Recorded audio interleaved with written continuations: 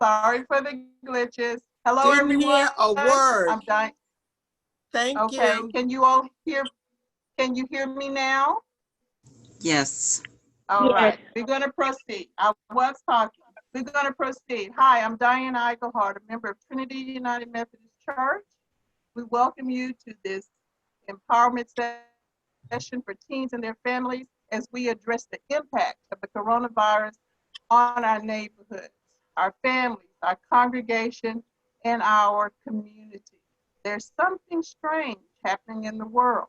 There's something strange happening in our country, all levels, federal, state, county, local. There's something strange happening in our neighborhood.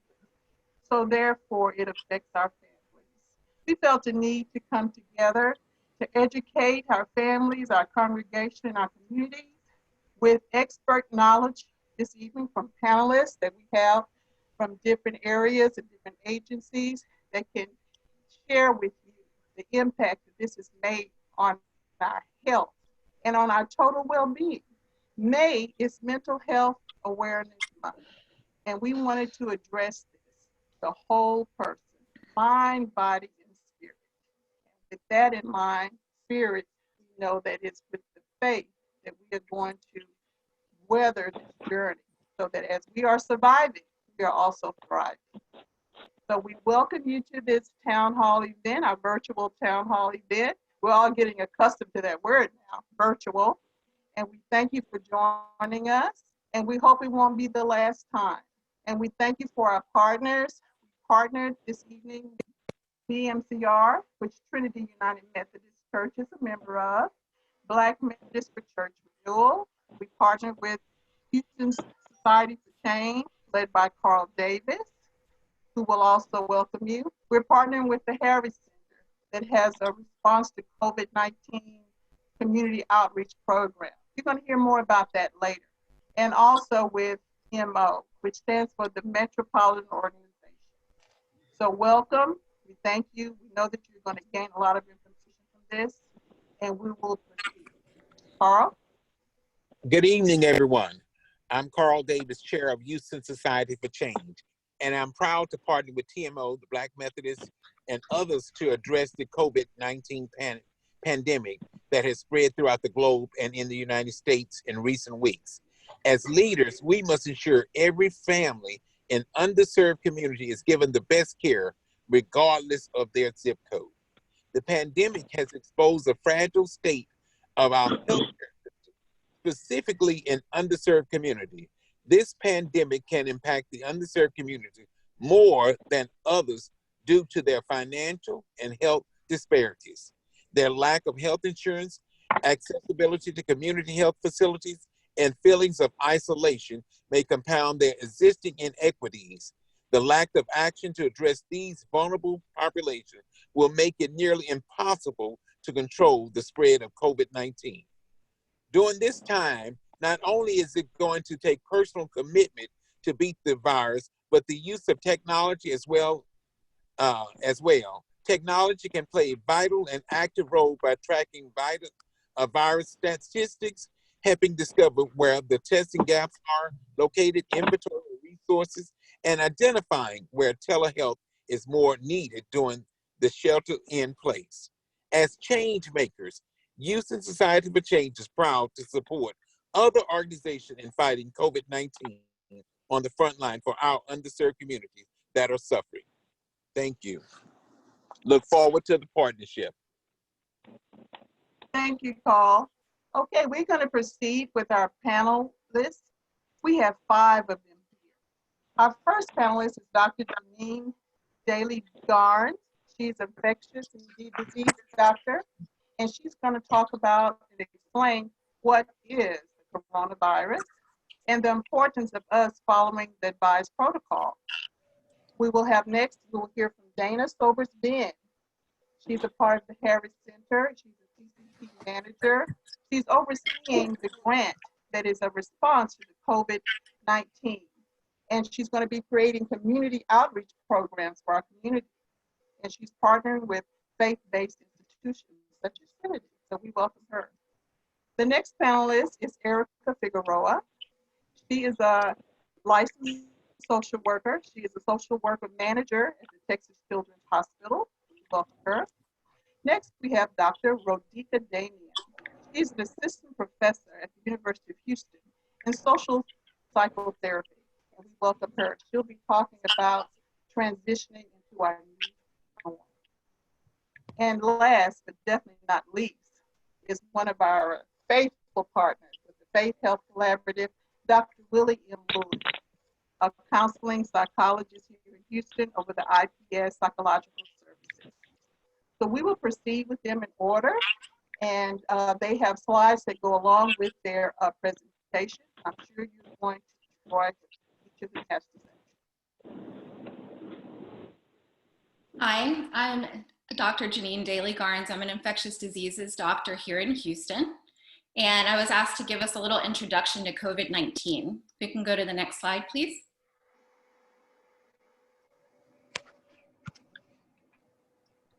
And go back to one more.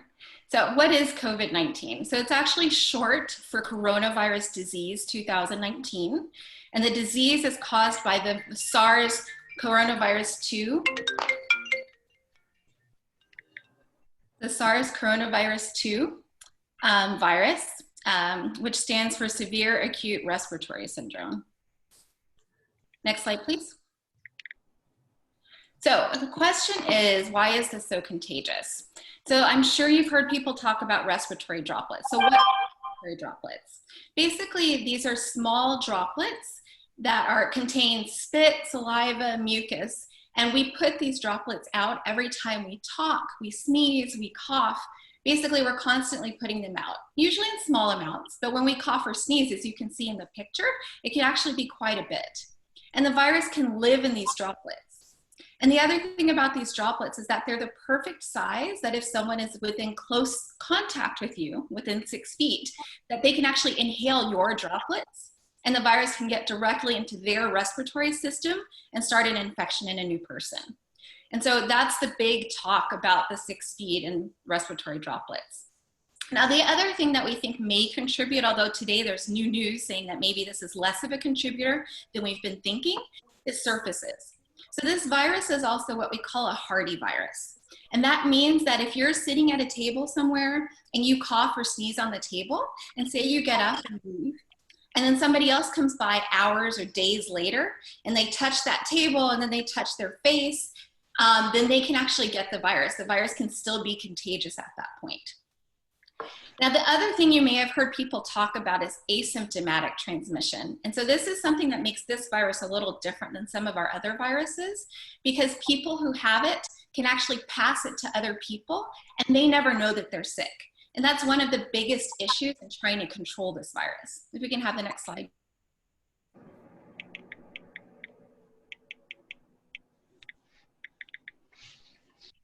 So what can we do to protect ourselves? So one, so you've probably heard people talk about there are certain groups that are more at risk for having problems with this virus. So particularly those over the age of 65, those living in nursing homes, and then those with what we call pre-existing health conditions, and there's a list of them here. These are people that if they get infected, they're more likely to need to go to the hospital, to need oxygen, to end up in the intensive care unit, to need a ventilator or a breathing machine, and they're at increased risk of dying. But the thing is that even if you don't fall into one of those groups, that doesn't mean that that can't happen to you. There are people that are dying and having severe illness with this infection, even without any of those illnesses. And the other thing is, like, because you can have the infection and not know that you have it, you can pass it to people that you care about who do fall into one of these risk groups and not even know that you're doing it. And there's a lot of conditions on that list. You may not know that people close to you have those conditions. So, there's increased risk, but we're all at some risk. And the other thing, this is a brand new virus that has never been seen in humans before. So we're learning new things every day. We don't know what the virus can do. And so the best thing is just to avoid getting it in the first place. Next slide, please. So what can we do to protect ourselves? One, the most important thing is to try to just avoid being exposed in the first place. So don't spend time around a lot of people when you don't have to. Don't go places that you don't have to go. But obviously we have to go some places. So what can you do in that case? When you're out in public, wash your hands with soap and water for at least 20 seconds. If you don't have access to soap and water, you can use hand sanitizer. It should have at least 60% alcohol in it. You want to make sure you have enough to cover the entire surface of your hand. You want to rub vigorously until it's completely dry, because that's what it takes to actually get rid of whatever's on your hands. And then when you have access to soap and water, wash your hands anyway, especially before you eat, after you use the bathroom, or if they're actually dirty. Avoid touching your eyes, your nose, your mouth if you haven't washed your hands recently. Try to stay 6 feet away from people. So if you have someone in your home who is ill, even in your house, if it's possible at all, you want to try to stay at least 6 feet away from that person. For people that are out in public that are not a part of your household, you want to stay at least 6 feet away, because that's how you protect yourself from those respiratory droplets. The cloth face covering really is about protecting others from an infection that you may not know you have. But if everyone around you is doing it too, then it's a way that we're all protecting and taking care of each other. Finally, if you're at home or in a private place and you cough or sneeze, use a tissue if you have one available, throw it away immediately and wash your hands. If you don't have one, use your elbow so that you're not getting the stuff on your hands and then spreading it in the places that everybody else is touching. And then clean and disinfect your surfaces, your handles, your tables, anywhere you're putting your hands on a regular basis. If it's dirty, use soap and water, and then afterwards use something to actually disinfect it. We're going to be in this for the long haul. There's going to be a while before we get to a point where we can make this less contagious with something like a vaccine. And so the most important thing we can do is protect ourselves from getting the infection in the first place. Thank you.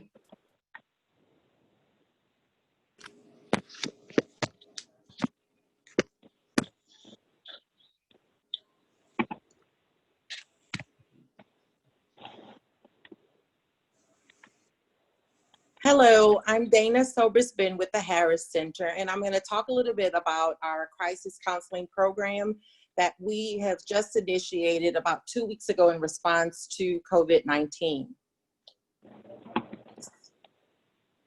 Next slide. So the crisis counseling program is an outreach initiative that has been supported by FEMA and SAMHSA. And the whole purpose of it is for our crisis counseling outreach team to provide emotional and crisis intervention services for Harris County constituents. What that looks like is outreach teams going out and actually partnering with faith-based organizations and community centers, community organizations, as well as individuals who are seeking that type of support. The CCP outreach staff will coordinate community presentations to community centers, libraries, faith-based organizations, local colleges and universities, health departments and clinics, mental health advocacy groups, as well as organizations through public education about COVID-19. So in response to COVID-19, the Harris Center has also formulated a COVID-19 emotional support phone line. The next slide. And that phone line is to be there for Harris County constituents who are just needing that type of support. It could range from emotional support to employment information, linkages and services with their rental assistance or mortgage assistance. And it's available for individuals both in English and Spanish. So if you know of individuals or families who are struggling during this time, it's been a time that has impacted everyone, please encourage them to call the support line. All of these services are free of charge. The only thing they would need to do is just reach out to our agency in order to access those services. The COVID support line phone number is listed. The number is 1-833-986-1919. It's available 24 hours, 7 days a week, and it's really there to assist those individuals who are struggling and are dealing with depression and or anxiety issues. We also have it available, the second slide, for families who may be needing those services as well in Spanish. I'm asking too for individuals or of agencies that are looking for people to really connect with, to please reach out to our teams and reaching out and determining, what's our next step. COVID is not going away for a while. Individuals who may feel isolated, who may feel alone in this, that there is help that's out there for them. So we encourage them to reach out to us. We'll be around if you need to further get information through the chat features, and we have a few of our outreach staff that will provide some of the breakout sessions as well. Thank you.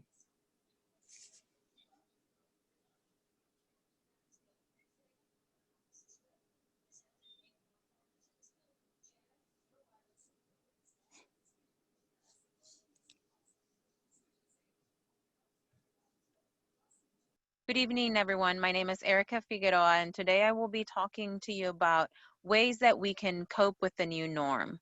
Particularly, what are some things that you should know, and how does this pandemic affect not only adults, but our children? So coronavirus has been impacting us globally. It's affected both children and adults, particularly, our teens. It's not uncommon for our teens to withdraw and just feel crumbled under the burden of it all, particularly during this time of high stress and isolation. So what should you look for in trying to support our children, our youth, our adolescents? So particularly for our youth and adolescents, youth in this age range may react by seeking attention from parents or caregivers, experience things such as stop doing their schoolwork or chores at home, resisting to structure or authority, experiencing feelings of helpless and guilt. And what does that look like? Well, our children worry about the health of others, their friends, loved ones that they have not been able to connect with or visit or see in a long period of time. Deny their reactions to both themselves and their caregivers. And this would look like if you ask them, how are you today? I'm okay. Or even just be silent when they are upset. Our adolescents also may experience some physical symptoms, which can come as complaints about physical aches, because they cannot identify what really is bothering them emotionally. So what can you do? As a mental health provider, I am trained to understand how our thoughts, our emotions, and behaviors influence each other. And so with the increased need for social distancing, it is important for families to engage in healthy conversations about what is currently taking place in our homes, in our community, and how that has affected each member of the family. And so paying attention, being a good listener, allowing our kiddos or our children to ask questions, model self-care. This is very important to allow our children, our teens, to see how we're taking care of ourselves during this time, because us as parents need it too. So setting routines and eating healthy meals, getting enough sleep, maybe exercising, and even taking deep breaths to be able to, handle the stress. And then, encouraging any positive activity that we're able to practice during this time. Having effective coping skills is always important for mental health, but even more so to help navigate and manage feelings of sadness, anger, confusion, and helplessness around COVID-19. So what are we talking about when we refer to coping skills, or what are some examples that you're able to practice at home with your families? Limiting the amount of news coverage can definitely help, especially for our little ones, so that they're not feeling, scared or stressed about the situation. Maintaining a daily routine. Children strive in structure and normalcy. So ensuring that we're still, eating at our normal times or going to bed at our normal times. Keeping those routines is very important. Getting adequate sleep. Teenagers are well known for, having, as I say, their nights and days switched. And so during this time, because they're not having to get up early and go to school, it's very easy for them to stay up all night and be asleep all day. And so making sure that they're getting adequate sleep and they're staying within, a good daily routine is important. And engaging in a hobby, things such as listening to music, or exercising, making art, journaling is another good idea to have our children practice, writing letters to loved ones that we haven't been able to see, and sharing our thoughts and, experiences is also important. And knowing that if behavior persists or you see an increase of sadness or loss of interest, to seek, help for our children. And just knowing that, our emotions are valid, and it's important to have conversations surrounding those feelings, and that we're all in this together.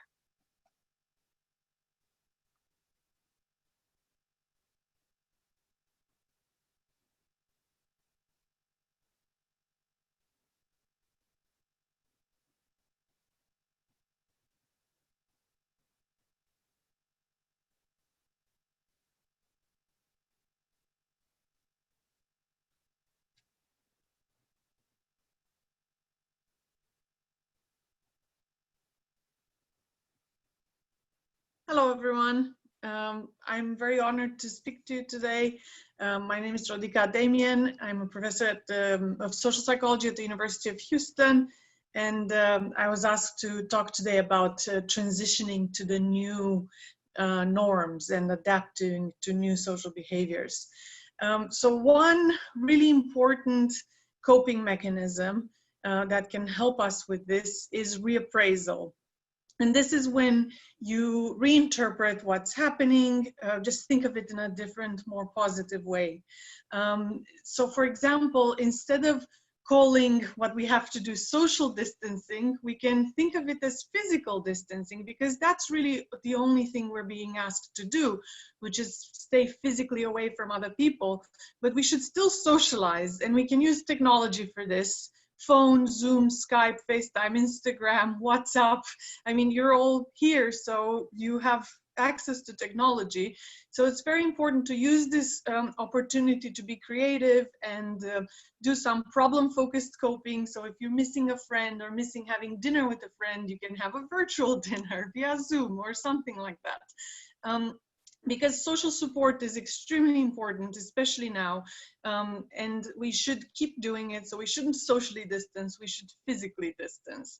And I'm extremely grateful for technology. When I moved away from home 16 years ago, I'm from a very poor country in Eastern Europe, Romania. My parents didn't have a computer or smartphone, so it was really difficult to communicate. But now they got smartphones last year, so we talk 3 times a week. It's really nice, and we can keep in touch and be very close to each other. So just use technology and keep socializing and helping each other.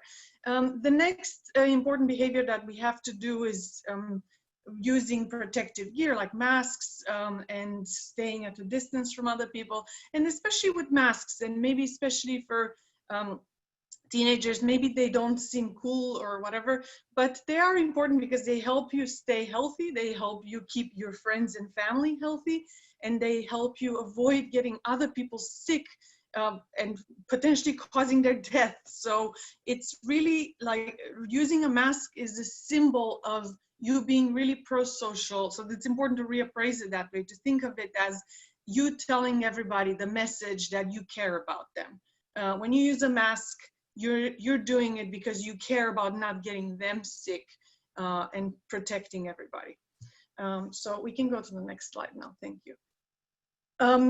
The most important personality trait that governs our ability to sort of do all of these behaviors and adapt to the new circumstances is called conscientiousness. And what are, so personality traits, I'm sure many of you have heard of personality. They're broad patterns of thoughts, feelings, and behaviors, basically who we are across time and across situations. And conscientiousness is the tendency to be organized, responsible, follow rules when needed. It doesn't mean that if you're conscientious, you're boring.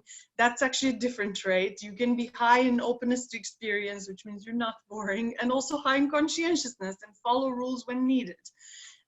Being high in conscientiousness predicts living longer and healthier lives, better relationships and marriages, better jobs, and more happiness, because it's a trait that helps you, be responsible and organized. So of course it's gonna predict good things. And the good news is that this trait can be changed. It's not fixed. You have to want to change, but what's interesting is that the way you change this, and it can lead to long-lasting positive changes, is by engaging in small habits. So also, like it was said in the previous presentation, having a hobby or exercising or even following these new social rules that we might not like now. If you engage in these small changes in behavior that follow rules and are kind of help you be more organized and have a routine, and you do this every day, over time, actually, it helps you improve in this very important trait. So one way to reappraise this horrible situation we're all in is that it is an opportunity for self-improvement a little bit, and it gives us, it's a challenge to rise up and to rise up to the challenge. And the last thing I want to say is that there are some theories that people who have had to cope with stress before and have overcome it might actually be better at doing it again. So I know, like, it's people have had hardships, and Houstonians know about, have experienced natural disasters and so on. So perhaps we are maybe even a little bit better prepared to overcome a new challenge, having had previous experiences of overcoming challenges.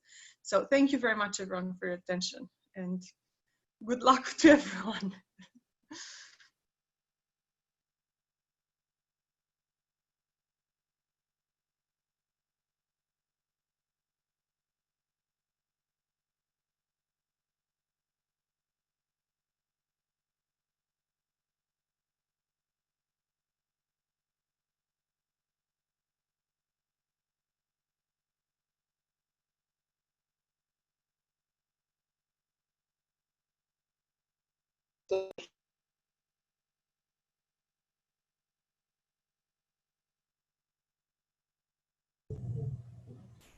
Yes. Okay. I'm sorry. I had not unmuted.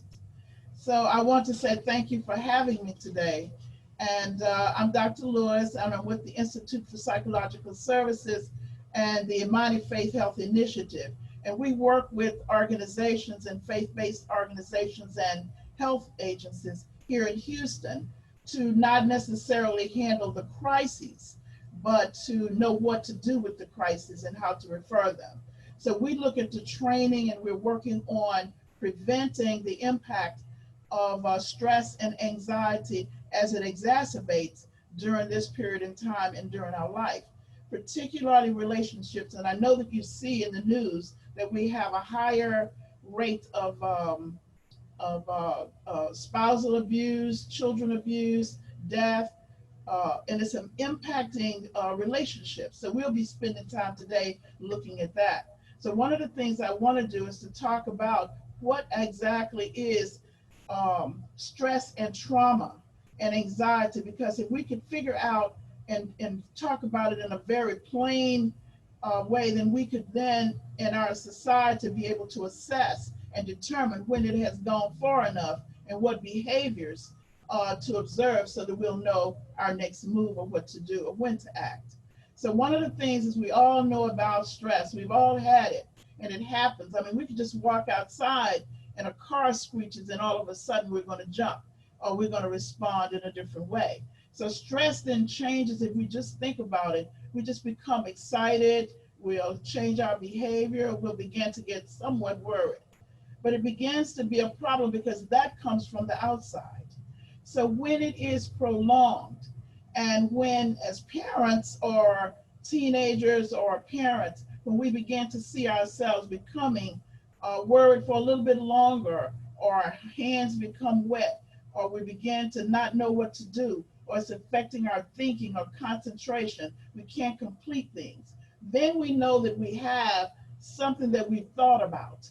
And it is more of a cognitive process, something that we think about the situation that brings it into an anxiousness, anxiety. And then the body will have some palpitations and those things because we've attached some meaning. And in our workshop, we'll talk about that and what to do. And then so when we look at anxiety, when it becomes truly a disorder, I want to say this, that anxiety comes from an internal factor. Even when the situation is no longer in our face, even when the car is gone, even when the rain or the storm is gone, then the anxiety is still there because we have interpreted. It becomes a trauma when it is prolonged, and then we're beginning to then retreat from situations. Even when it's gone, we don't want to go outside. We cannot do our job. It's impairing us on the job.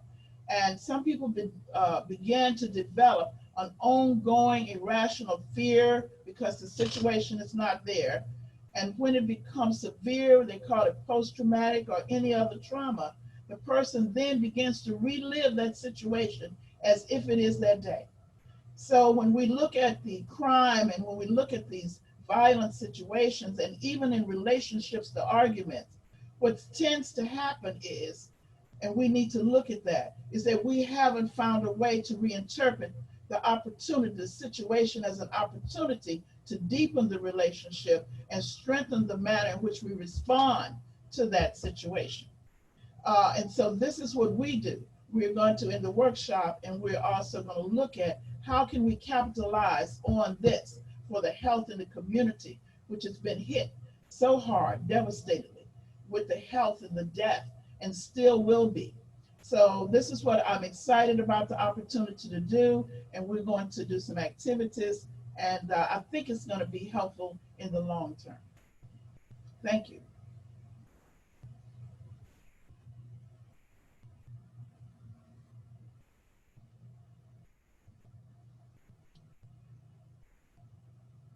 All right, so thank you so much to our presenters for sharing. Diane Eichelhart, did we still want to take some questions from the chat box?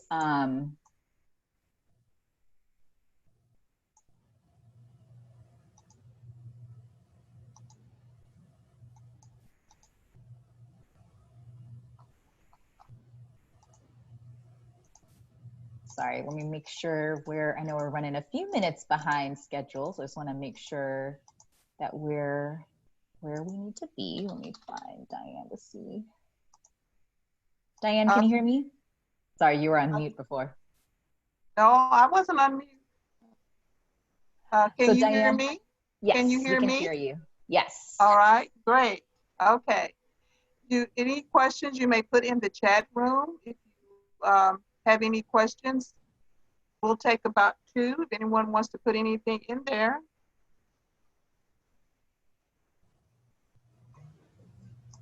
Yeah, feel free to put any questions you may have for the panelists in the chat box. We may not be able to answer all of them, but we'll make sure to capture those questions. So we'll take about 30 seconds to see if anybody has any questions, and then I see comments. Yeah, I do see some comments, just appreciating the panelists today. Great appreciation for your expertise. I did hear a good comment. We're learning very good vocabulary. And we've been seeing a lot of that social distancing. And one of the panelists used the term physical distancing, but we want to be socially connected. Is there anyone on the telephone line? Diana, do y'all know anyone on the telephone line? I'm gonna take if anyone was. No? Yeah.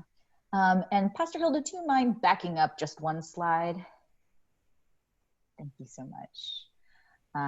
Well, if we don't have any questions, we'll see if we have any as we continue to go on. What we are about to do right now is actually to go into small breakout rooms. So some of our panelists may be, leading some of those rooms, and we have some additional clinicians that will be leading these spaces. So we have 7 different topics and 12 different rooms, just so people can get some, small group attention. These groups that we're going to put you in were kind of connected to the groups that you showed the most interest in when you RSVP'd. So what will happen in a second is that I will open the rooms. And so if you are a participant right now on Zoom, there's nothing you need to do. You'll automatically be put into a room with one of the clinicians. And definitely start off just by introducing yourself, and then let the group be guided by the clinicians. We'll be in there for about 20 minutes. I do know that there were some new people who joined us that, I was not able to match your names with the RSVP. So once those rooms are set, I'll have probably about 10 or so people with me still in the main room, and we'll figure out which room is best to send you into. So just for the people who are the facilitators of these small group spaces, you may expect that, if your group is starting off with 4 or 5 people right now, that I might send a few additional people into your rooms. I just want to make sure that for folks that I wasn't able to match with their RSVP, that we're getting them into the spaces that are the most meaningful for them. So again, in a second, you will be automatically put into a small breakout room. And I will also send a quick message to give you all an update when you have, about 3 to 5 minutes left in that room, and then we'll come back all together to share out. Any questions before we get started?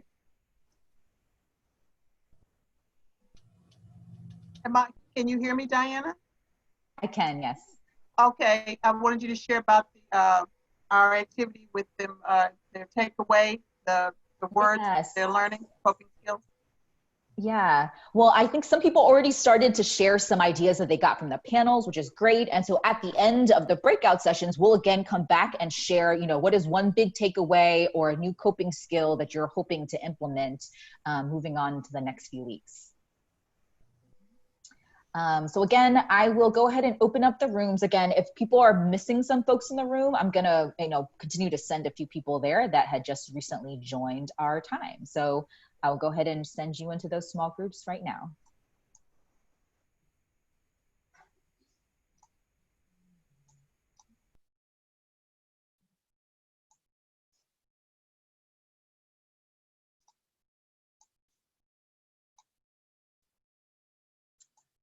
Hi, y'all.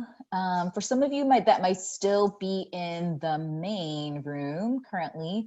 I just wanted to see, are there any, for those of you that are still in the main room, I'm gonna send you to a small group room, but are there any current students that are with me right now?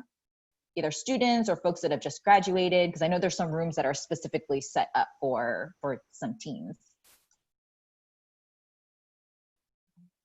And then let me unmute the folks that are on the phone real quick. And then is there anybody here that is currently a parent? Hello. My name is Manson Bracy Johnson. Hi, Bracy. I am a parent of 2. Of 2 kids, yeah, perfect. Any other parents in the room? Because I know there's a few rooms that are kind of dedicated towards parents. I'd like to take a parent room, be in a parent room. Perfect. So I'm going to start sending some. I raised my hand as a parent as well. Oh, perfect. Thank you, Krishan. All right, I'm going to send you into some of those spaces just so that you all can talk to some other parents. And then I'm going to unmute some additional people. That one's.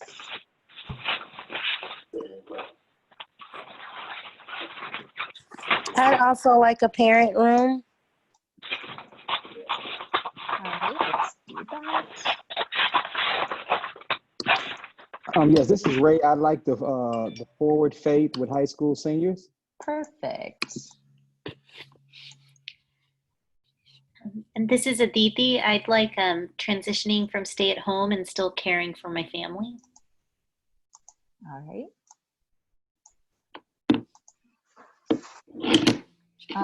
White Bell, is there any place that you would want to be?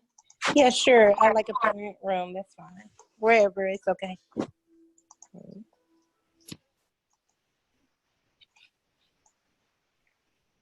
Aditi, I don't know why it isn't moving you automatically. I'm sorry, that was the wrong room for me. I'm not homeschooling. Oh, That's okay. What are the other Here, options? so I can send you to another one. Got somebody, and Aditi, let me try to find where you should be. Thanks for managing all of this. No, that's okay. I was just like, oh, this thing's kind of popping around a little bit. And Stephanie, let me try to find where you are. I thought I had put you in a room. Where are you putting this on? There might be something that pops up on your screen, and then I've got.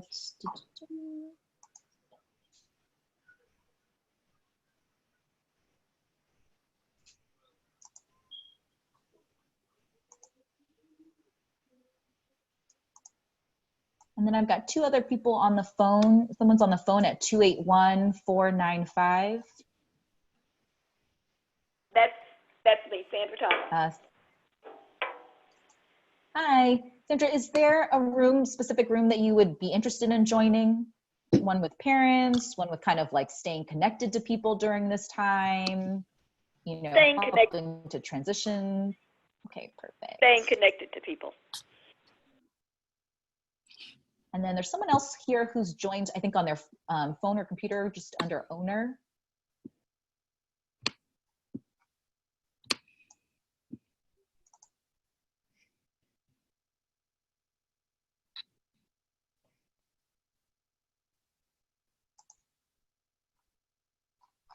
Are you unable to get rid of me? Yeah, I don't know what's keeping you in this room and space. Let me see what's going on here. Oh, do I have to click? Oh, it was my fault. I now see a pop-up. Thank you. Okay, no problem.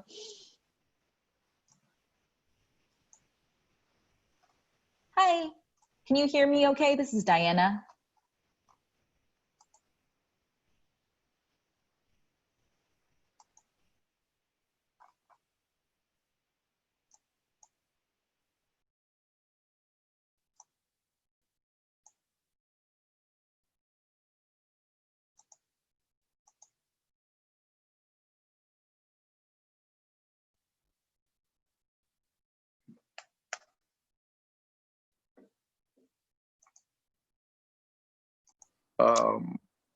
Especially with the high school athletes, on all their life, they've been working out. And a lot of them, especially guys that I know, growing up in the inner city, their parents really can't afford to pay for college. So this is the only opportunity they have to obtain a scholarship. So what does that look like? And then for the professional sports is you have the security teams, the grounds crew, the people work, the cashiers, and this is the only way that they have opportunity to be able to have their second job or a job to be able to pay their bills. So what does it look like in the future? So we had a great conversation. Would any of the other clinicians like to share out? I will share. This Go is ahead. Eloise. Oh, okay. This is Eloise Pinckney. Our group was a unique group because of the fact that we had one participant that lives in Houston, but got, for some reason, she had to go to Florida to help her daughter out. And now she has to stay there until June before she can get back to Houston. And she has things going on in Houston that she needs to be handling to help her family, and she's helping her daughter in Florida. So that's kind of back and forth, and they really like the word social distancing. And that's a very nice, I can't remember which one mentioned it, but social distancing is great. They really like that. They find that they're doing more things. Some of them are doing more than what they were doing before. And the other young lady just has the challenge of being at home, and she kind of enjoys it now that she's at home. So she's going to have to transition back into work. But the main takeaways from the group was create a schedule, carve out a window for yourself, stay social with other adults, keep the kids engaged by doing puzzles, play board games, do things that they don't have to be looking at the TV for, like the news. And the less that you speak about what's going on, the difficulties, the better it is. Also, bask and enjoy the peaks of being at home. So that was our takeaway. It was very interesting, but too short of time. We could have went on for another 20 minutes, and really having 5 people on the call in just a few minutes, it was wonderful, a wonderful experience, but I don't think everybody had an opportunity to really explain their challenge. But everyone is either gardening or exercising. Some of the things that they never did before, they're now doing.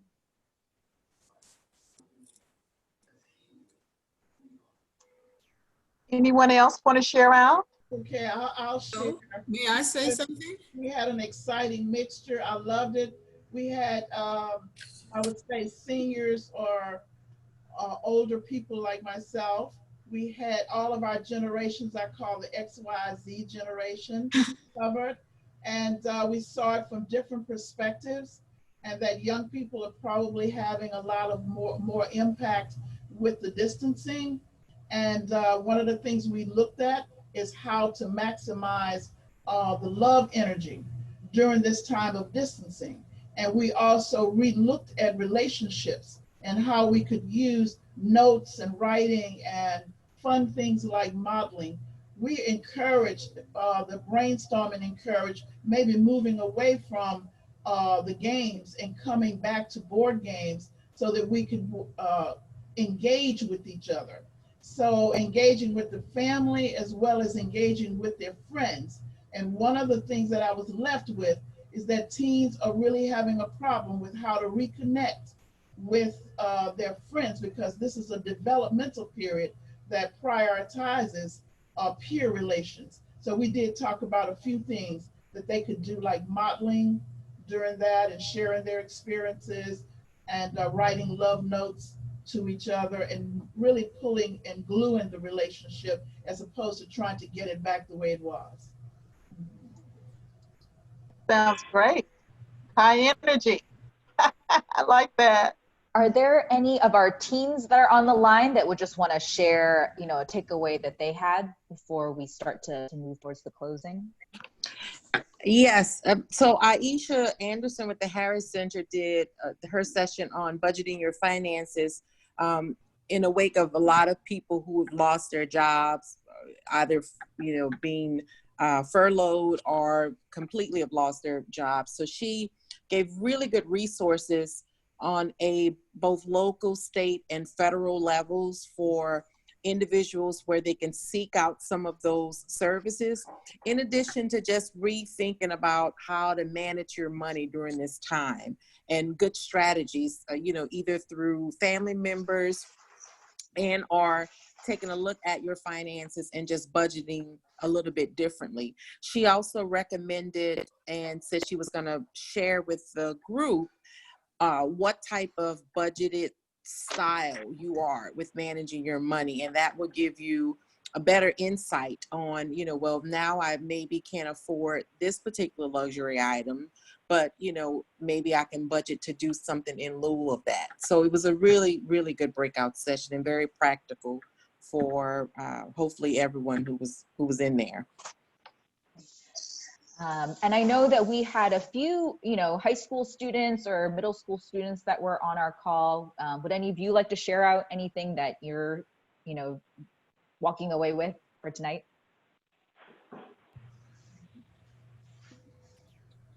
Still on? Well, you can put it in the chat room. If you don't want to share out, just put it in the chat. I see someone coming off of mute. Go ahead. Hi. Our breakout group was basically focusing on how to connect with people and your friends during this time, is with Dr. Lewis. And I really liked the group. I wish we had more time. And we kind of went out towards the end with more things that we can do with our family and also with our friends, like Netflix parties and having like cook-offs and then playing board games and stuff like that. So that's what I really liked about it. Okay. It's a good takeaway. Yeah, I like that. Anyone else? I'm gonna have to display the chat room. We have a lot of comments in the chat box.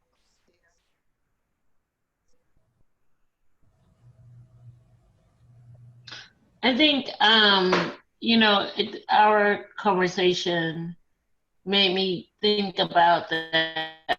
We've been doing these giveaways and these drives, and I just think about people who have different resources than maybe I have, or people, close to me have, but it made me think about, putting together care packages, with Uno games and maybe dominoes, or, things that people can be gifted, Monopoly or whatever, Life Clues, these old games, and to be able to stimulate, because I think I was just saying that, time is a luxury, and most poor people and working class people don't have all this time, so don't even know what to do when they get it. And so for us, we may be out walking, and other people, if they're not working, then they're probably stressing. But I just think, I think that there's some loving things that can be done, and also, hosting virtual parties for young people, right? Or even, virtual, I heard the gentleman talk about sports, where all the athletes are playing these virtual competitions, right? We can hold a virtual competition for some young people, where the idea is we're not asking young people we're helping facilitate connection with young people. And I like the writing. I don't think love letters, but I maybe think about some freestyles, having some freestyle competitions, or writing some verses, the coolest verse, and awarding some prizes, some gift cards, what young person can talk about the coolest verse, just stuff that's more for them, not that I want to do. I write love letters, but I don't know if these young people in my life want to write a love letter. They may want to write a hip hop verse or something. Okay. Well, anyone else want to share out? We have Sure, some good comments. I can share out. One of the things that I took away from was the value of leaning on our retired educators, who are used to sitting and holding space for their family, their extended families, their neighbors, their students, their parents. And so even just having a half an hour or an hour of a drop-in Zoom experience like this, just to, just for that moment, just to have somebody, for our parents, just to have a moment, just to sit and talk and breathe and have somebody listen to them and provide some wisdom, or even just an ear to hear what's going on with them. So I really like that takeaway.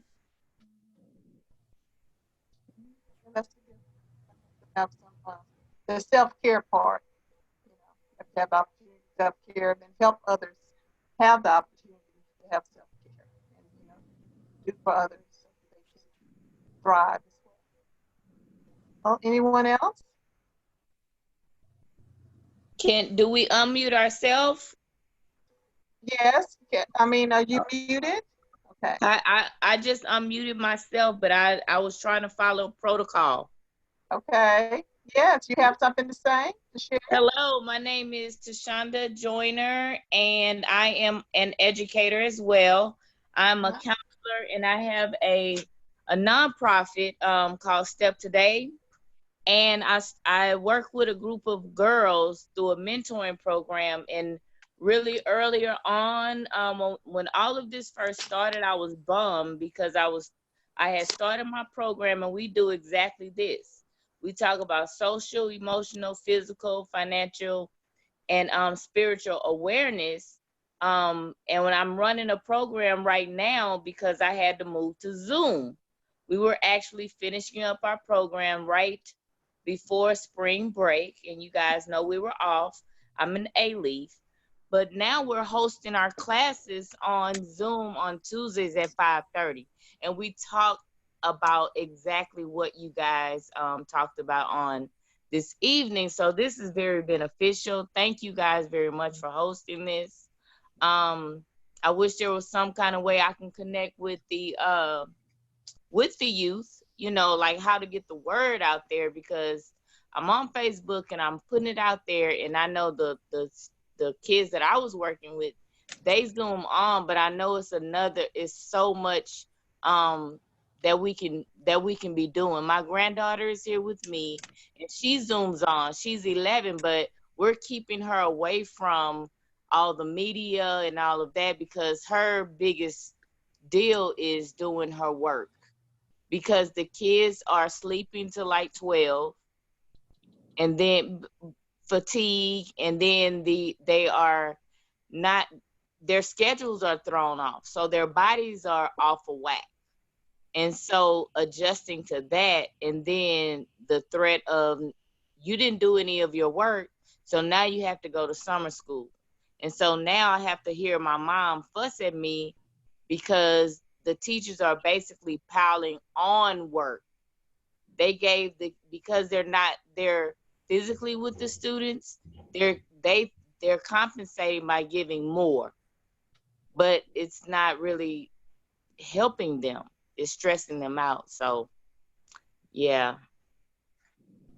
So anyway, thank you guys for this opportunity. The name of my group is called Good Girls. My brand is the little ladybug. So if you ever see that, that's me. A ladybug. Thank you for sharing that. Yeah, thank you so much. We appreciate it. Well, our chat box has a little more in it, and Diana said that we're going to compile that for you. And if you have any burning questions, you can include those too. There are many comments, but if you have any questions, you can include that. Well, we appreciate you joining us tonight, and we are going to take this thought back. We're going to see if there's going to be a need for us to maybe have another one of these virtual meetings, because we're going to be in this for a while, and it's good for us to continue to educate each other and keep each other informed with expertise information, so that we can not only survive but thrive and look at the whole well-being of our family. Well, we're going to come to a close. I would like to thank Reverend Jones. I would like to thank you, Ms. Eigelhart and Ms. Tang, all those that participated, but I want to thank you for following through and getting it done. Okay. Thank you for participating, Dr. Lewis. Before Reverend Jones, he's the senior pastor at Wesley. Not Wesley, I'm thinking of Carl, of Trinity United Methodist Church. I did want to make a comment. I'm a news buff. I love news and NPR. And today at the mayor's press conference, he recognized a fellow former United Methodist member that grew up at Trinity, Tony Peters. The mayor had a proclamation. The mayor had his wife there at the press conference and his daughter. Tony grew up at Trinity, and his parents were very active. Estelle and George Pierce. I've been at Trinity a very long time, so I knew his parents. Tony succumbed to the COVID-19 back in April. And the mayor knew him and paid homage to that and recognized his widow and his daughter. His wife came and spoke. He allowed her to speak. And she spoke about much of what we are speaking about tonight, educating our community and advising them on the proper protocol because we're in this for the long haul. And she was just offering that note to everyone, reaching out, thanking people. And I knew Tony, and I saw him back in January or February at Jones Memorial United Methodist Church at a meeting. So I did want to say that because I know many people on the call are United Methodists, and Tony, and he was recognized today by the city of Houston, by our mayor. And I wanted to say that before the pastor closes us out. Reverend Jones? Hey, thank y'all for being online. Thank you, Diane, for your leadership and all of the other leaders. I do want to make sure those of you who have networks and all those type of things that you want to plug, please make sure you put that in the comments so we can follow up. We also want to make sure we'll be inviting, doing a kind of community-wide invitation for people to basically take have access to the Dave Ramsey financial resources. If you're interested in that, please let us know, and we'll make sure we'll email you so you can have free access. Before I leave, I want to make sure I give those graduates and those students affirmation for reaching this point on their academic journey. I want to encourage all of us to give high fives and give all those things to those who are graduating from, if it's preschool, elementary, or wherever it is on a journey. Let them know that they're special, and this time is just a time that God is going to use to bring about something spectacular. And so let's make sure we look out and give all of those students an opportunity to reframe this for God's glory. Amen. Receive this prayer. Lord, I thank you for giving us the opportunity to gather by way of your tools and resources. Father, we ask that you touch each and every person. Give them guidance. Father, we pray a hedge of protection around each and every home, around our health, around our finances, around everything that concerns you, Lord. Father, we plead the blood of Jesus over each and every one on this call and those who may have signed off already. God, we ask that you do something great and mighty so that your name can be great, working and flowing through each and every one of us. God, we ask that you give us this possibility so that your will be done. We ask this in the name that's above all names. In Jesus' name we pray. Amen. Amen. Thank you, Diane. Thank you all. Have a very good night. Thank you, Pastor Hilda, for navigating us through this time.